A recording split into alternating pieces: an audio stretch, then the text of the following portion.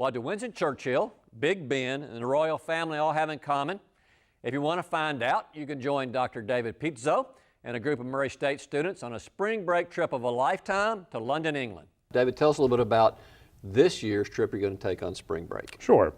This year, once again, I'm doing this trip in partnership with the Student Disability Services Office.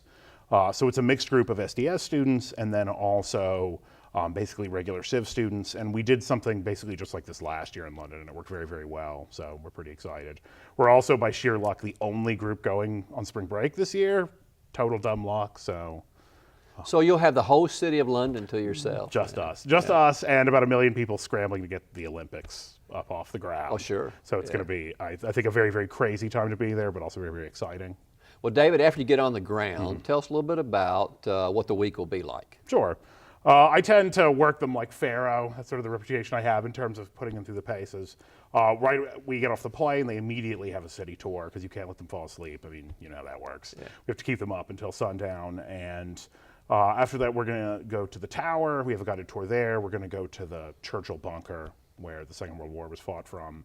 We're going to the Museum of London, which is a kids' museum, but it has amazing exhibits. Because of that, it's very sort of hands-on, so I think that's really neat. We're going to see Sweeney Todd, which is very much about London and somewhat disturbing, but I mean, we thought it was perfect in terms of at least the subject matter.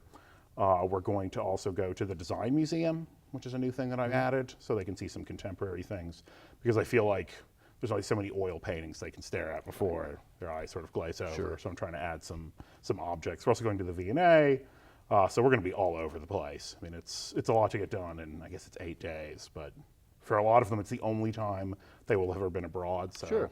We're trying to get as much as we can.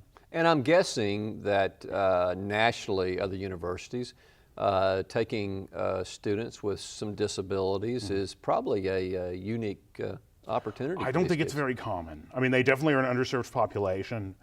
And, you know, there were some logistics to work out in terms of the support course, of course, and sometimes they have dietary needs. It really, you know, it depends. But I think it worked very, very well. The group last year was a mixed group. The ones from SDS were in some ways the best students, actually, I have to say. And I feel like this is going to be an even better group this year. So, I mean, essentially the biggest challenge is getting them through the application process. You know, I mean, sure. Even quote unquote standard students have so much trouble keeping track of deadlines, passport. But once you can get past those things, and both Loetta and Cindy Clemson in that office have been very, very helpful.